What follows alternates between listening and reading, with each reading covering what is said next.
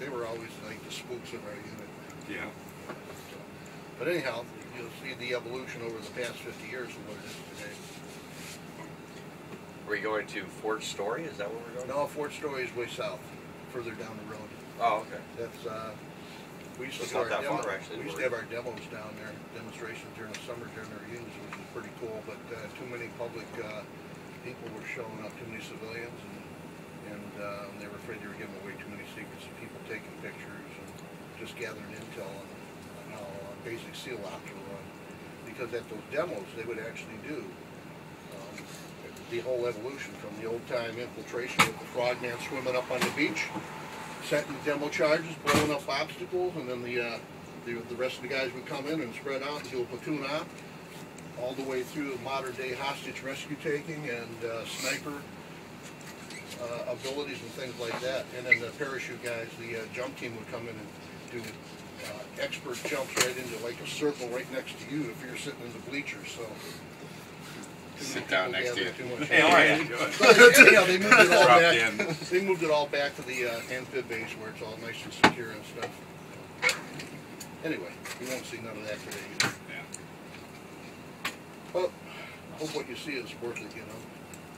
Hope there's something there, because when last time I was at a reunion here a few years ago, the Heritage Museum wasn't completed yet. It's completed now. And if you ever get a chance, you guys can go down to, in Florida, Fort Pierce. That's open to the public. That's the other SEAL museum. That's historical stuff. So that's pretty cool. Get down to Fort Pierce.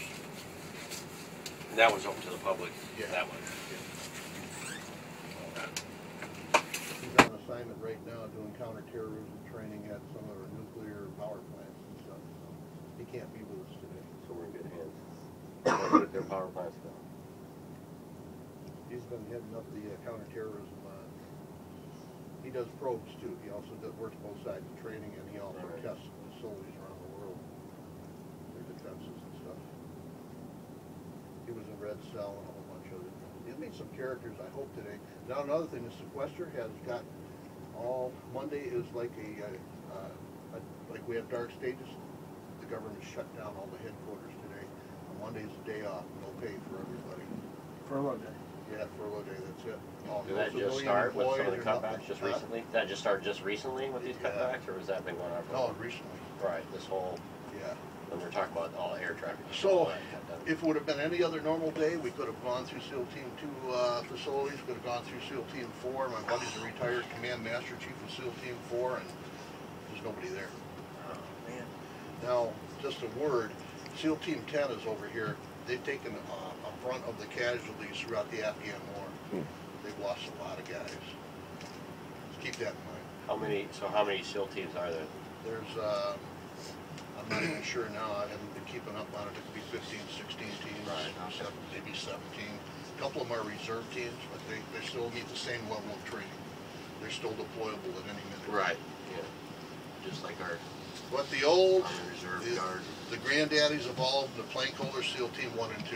1 was Coronado, 2 was here in Little Creek. I worked with 2 specifically. 99% of my missions were with SEAL Team 2. One thing I can't get over is Boat Support Unit, man. That was the name of our unit. Is what? Boat Support Unit, but they don't have that anymore. It's now a special boat team, so they get a special name, you know. People used to ask me, what are boat support team, or what are boat support unit doing? I go, throw boats around. You know. And then they think you're a SEAL. I said, no, we weren't SEALs, we're SEAL support team. Well, that's the same thing, is it? No, it's not the same thing. We're the guys that decided whether we wanted to take them in or not, or go pick them up when the shit started. If we didn't like them, we left them there. Oil spot. Most of our ops, so we had very few platoon ops. A platoon is a deployable unit. That's the larger element. Anywhere from 13, 14, 15, 16, 17, 18 guys at the most. My unit, my deployable teams are 4, 5, 6 guys at the most. And 4 of those guys would be on our main fire support boat. Myself and 1 other guy would be on the smaller insertion craft, which would insert the squad in and go and get them under fire and bring them back out. And all we had for weapons on that was an M60 at that time and an M79 or our own M16s to defend ourselves. So Sometimes we could going up a canal as narrow as between that white line and that curve over there. Pick them up and have to back out under fire. Sometimes we're able to turn around and go out. Other times we'd be in like the Bossack River, which is a couple miles wide, you know, so a little easier time there. Almost 100% of our missions, and as true today, are at night. Like in the movie Oh Dark 30, anywhere from 0100 in the morning to 0400 in the morning were our insertion extraction points, or timeline. Extractions could actually be any time of the day, depending on what the circumstances were. Insertions, all for the protection and concealability were mostly at night. So when you got out, how did you end up with Bob?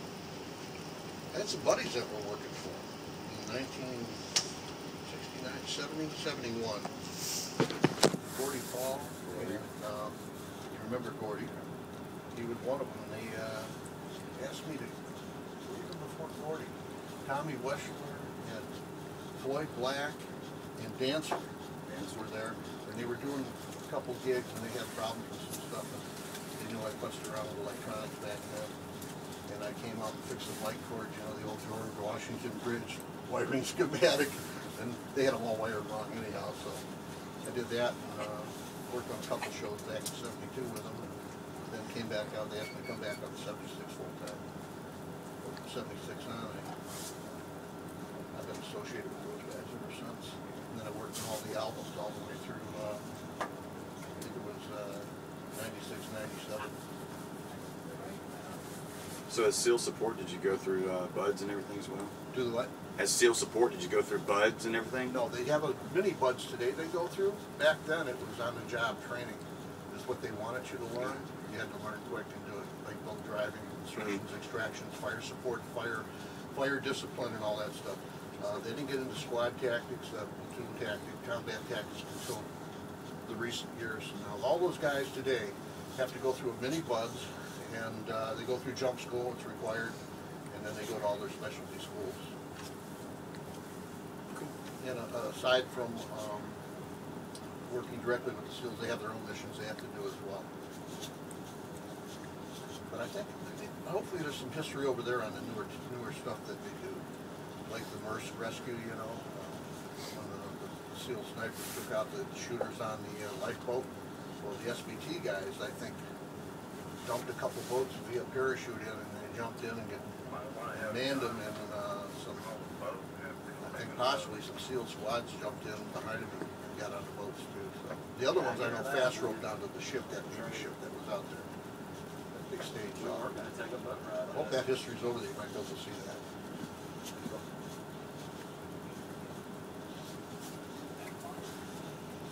There ain't enough on there though. Nothing in there scripted? Older jet boats were increased in size. They originally had smaller ones. As they got bigger, the boats were really more maneuverable, and they could really go up and downstream quick. What are these for, John? Those are sacrificial anodes. Zinc plates, Yeah. Oh. but they're also streamlined to create less of drag on the back of the boat when the water comes around and hits this. Okay. But these jet pumps are really, really powerful, coupled to the engines. Like I said, the only problem was when they got clogged.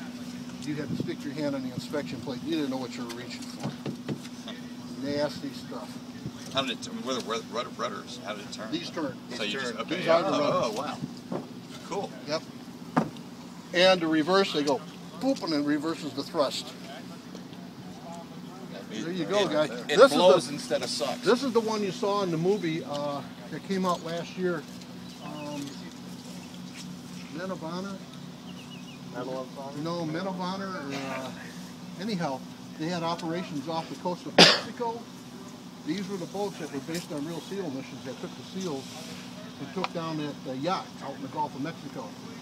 And then from there, they deployed inland into Mexico, wiped out some drug cartel people, went up to the border, got that firefight where some SEALs got killed in the underground tunnels and stuff coming into the States.